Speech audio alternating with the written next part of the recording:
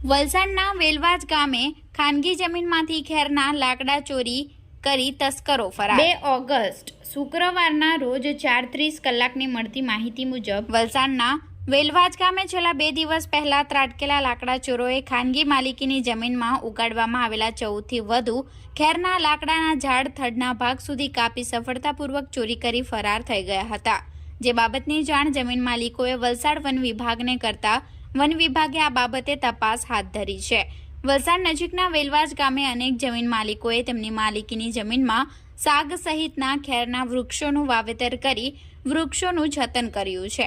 આ દરમિયાન ગામમાં ત્રાટકેલા લાકડા ચોરોએ ગામમાં ખાનગી માલિકીની જમીનમાં ખેરના લાકડાની ચોરી કરવાના ઈરાદે પ્રવેશ કર્યો હતો।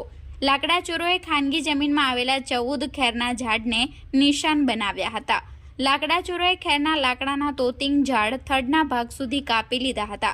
એટલું જ નહીં તો લાકડા ચોરોએ ખેરના લાકડાનો જથ્થો સફળતાપૂર્વક કોઈક વાહનમાં ભરીને ફરાર થઈ ગયા હતા।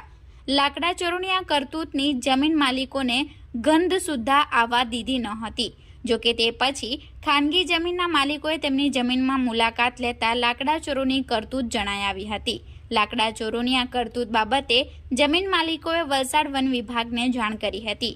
ઘટના બાબતની જાણ વલસાડ વન વિભાગને કરાયા બાદ વન વિભાગ દ્વારા સ્થળ તપાસ કરી નિયમ મુજબ કાર્યવાહી કરવાની તજવીજ હાથ ધરવામાં આવી છે।